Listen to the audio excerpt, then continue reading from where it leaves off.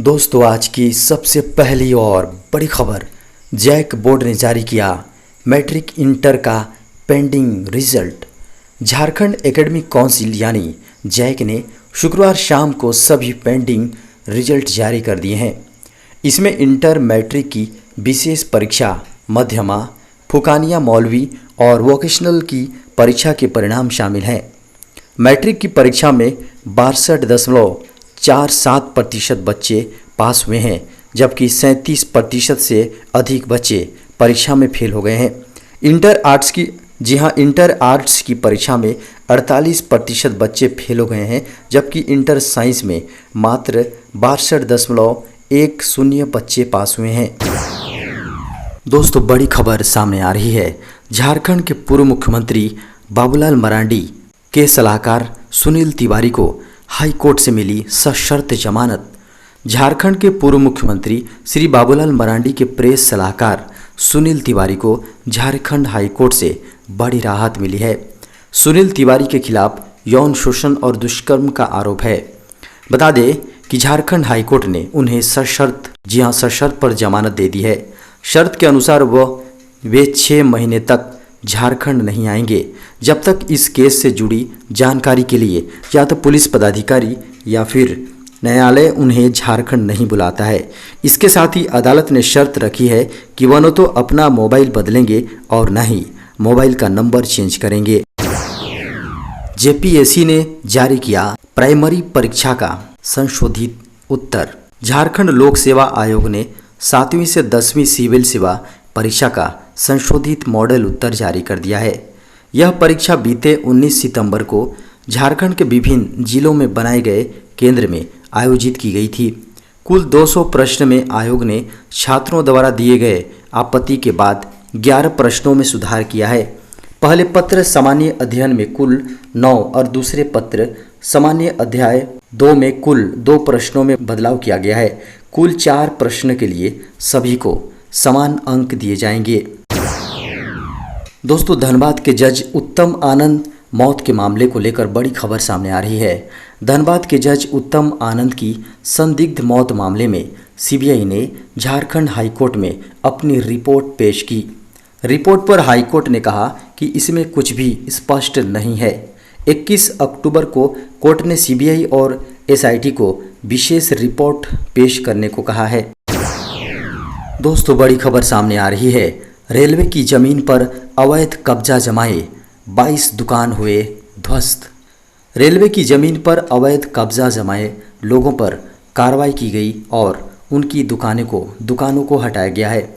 Railway की ओर से 12 सितंबर को अवैध रूप से रह रहे लोगों को नोटिस जारी किया गया था। करीब 22 भवनों पर अपना बुलडोजर चलाया गया है। इनमें सभी इमारतों में कॉमर्शियल एक्टिविटी हो रही थी।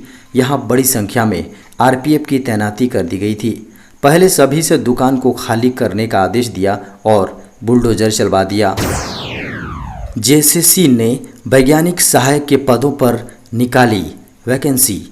झारखंड कर्मचारी चयन आयोग यानी जेएसएससी ने वैज्ञानिक सहायक प्रतियोगिता परीक्षा 2021 के लिए विज्ञापन जारी किया है। आवेदन करने की निर्धारित तिथि 11 अक्टूबर से 25 अक्टूबर तक रखी गई है। अभ्यर्थी जेएसएससी की आधिकारिक वेबसाइट jssc.nic.in पर आवेदन कर सकते हैं। जेएसएससी की ओर से रेगुलर और बैकलॉग वैकेंसी जारी किया गया है।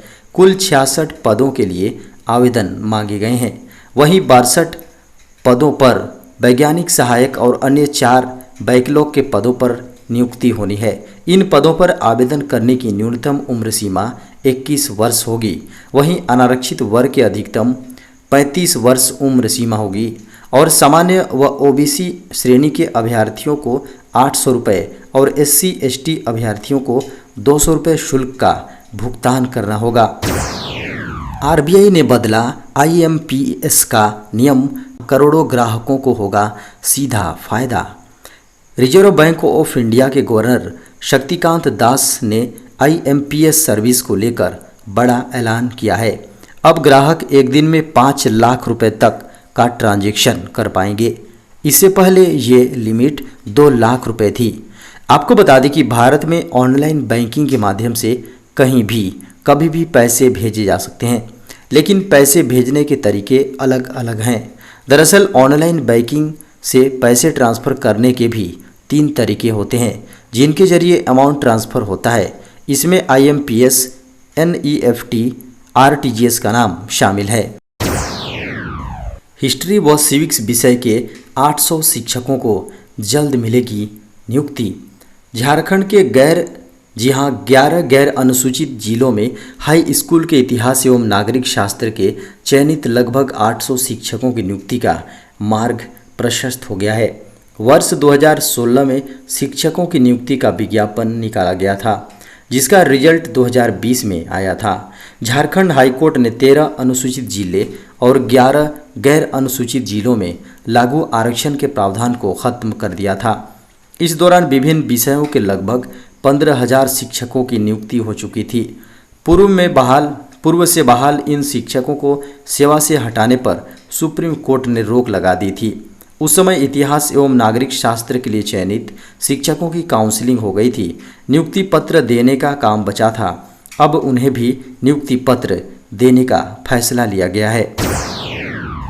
एक्सप्रेस वे पर वाहनों की स्पीड लिमिट 140 किलोमीटर प्रति घंटा करने की तैयारी। केंद्र सरकार एक्सप्रेस वे पर वाहनों की रफ्तार की सीमा में संशोधन करना चाहती है। इसे लेकर बिल लाने की तैयारी चल रही है।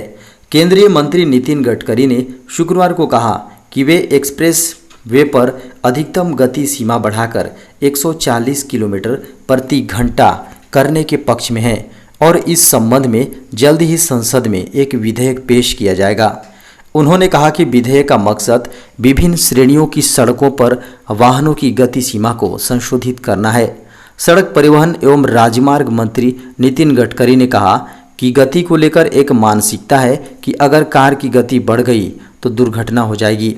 मेरा निजी विचार है कि एक्सप्रेसवे पर वाहनों की गति सीमा बढ़ाकर 140 किलोमीटर प्रति घंटा कर देना चाहिए। उन्होंने कहा कि 4 लेन वाले राष्ट्रीय राजमार्गों पर गति सीमा कम से कम 100 किलोमीटर प्रति घंटा होनी चाहिए। वहीं 2 लेन की सड़कों और शहरी सड़कों के लिए गति सीमा क्रमशः 80 किलोमीटर प्रति घंटा और 75 किलोमीटर प्रति घंटा होनी चाहिए। छठ एवं दीपावली के लिए विशेष ट्रेनें घोषित।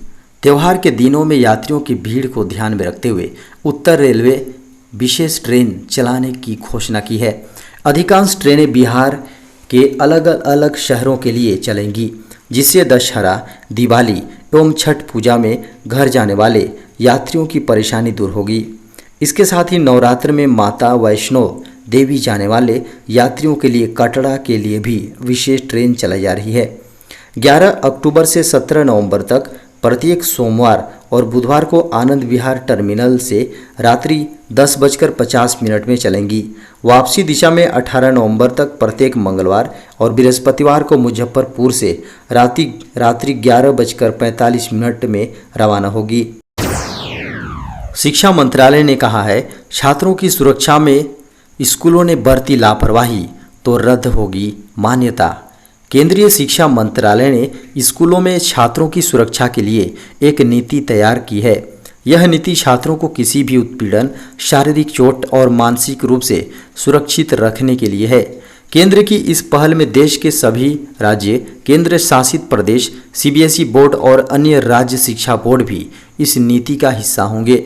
अपने परिसर में छात्रों को सुरक्षा प्रदान करने के लिए स्कूल को कई महत्वपूर्ण बिंदुओं पर ध्यान देना होगा। स्कूल प्रशासन को परिसर में सुरक्षित बुनियादी ढांचे की स्थापना सुनिश्चित करनी होगी। स्कूल परिसर में उपलब्ध कराए जाने वाले भोजन और पानी के स्तर में लापरवाही नहीं होनी चाहिए। छात्रों को चिकित्सा सहायता प्रदान करने में देर होने पर इसकी जवाबदेही स्कूल की होगी। छात्रों द्वारा उत्पीड़न या अन्य किसी समस्या की शिकायत के निस्तारण में लापरवाही बरती गई तो इसकी जिम्मेदारी भी स्कूल प्रशासन की होगी। झारखंड उच्च न्यायालय को मिले 4 नए जज। झारखंड उच्च न्यायालय में शुक्रवार को 4 न्यायाधीशों ने पद एवं गोपनीयता की शपथ ली। इनके शपथ लेने के बाद झारखंड हाईकोर्ट में न्यायाधीशों की संख्या बढ़कर 19 हो गई है। अभी भी हाईकोर्ट में न्यायाधीशों के 6 पद खाली हैं। शपथ लेने वालों में रजिस्ट्रार जनरल अंबुजनाथ, राज्य के विधि सचिव संजय प्रसाद, वर्तमान रजिस्ट्रार जनरल गौतम कुमार चौधरी और रांची के प्रधान न्यायायुक्त अविनत कुमार शामिल थे। झारखंड में टीएसी के गठन में अब मुख्यमंत्री की होगी भूमिका। जनजातीय सलाहकार परिषद यानी TAC Jharkhand tribal advisory council के गठन की भूमिका से राज्यपाल को बाहर किए जाने पर हेमंत सरकार और राजभवन आमने सामने है। राज्यपाल रमेश बैस ने कहा कि वे इस मामले पर कानूनी राय मशविरा करेंगे।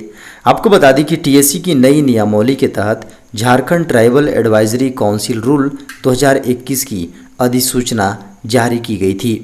पहले सदस्यों के मनोनयन का अधिकार राज्यपाल को था। प्रदेश सरकार राज्यपाल से परिषद के सदस्यों के मनोनयन की अनुशंसा करती थी।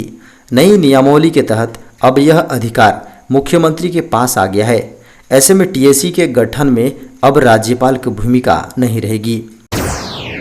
सुप्रीम कोर्ट ने ईडब्ल्यूएस कोटा के लिए 8 लाख रुपए आय मानदंड पर मांगा केंद्र से तर्क। सर्वोच्च न्यायालय ने गुरुवार को आर्थिक रूप से कमजोर वर्ग यानी ईडब्ल्यूएस श्रेणी घोषित करने के आय मानदंड के रूप में 8 लाख रुपए तय करने के कारण केंद्र पर सवालों की बौछार कर दी। स्पष्टीकरण मांगा क्योंकि नीट परीक्षाओं में कोटा सीटों के लिए आरक्षण का दावा किया जा रहा है। न्यायमूर्ति डी.वाई. चंद्रचूड़ ने अतिरिक्त सॉलिसिटर जनरल के.एम. नटराज से कहा, 8 लाख रुपए की आय का मानदंड तय करने का क्या कारण है? आपको दिखाना होगा कि तय करते समय आपके सामने डेटा क्या था। पीठ में शामिल जस्टिस विक्रम नाथ बीवी नागरत्ना ने पूछा कि इस आय मानदंड को पूरे देश में समान रूप से कैसे लागू किया जा सकता है। दोस्तों, जेपीएससी और जेएसएससी को लेकर बड़ी खबर सामने आ रही है। जेपीएससी और जेएसएससी को लेकर झारखंड हाईकोर्ट ने तल्ख टिप्पणी की है। जी हां, कोर्ट ने 3 महीने के अंदर खाली पड़े पदों को भरने का निर्देश जारी किया है। कोर्ट ने कहा है कि रिक्त पद नहीं भरे तो कठोर कार्रवाई की जाएगी।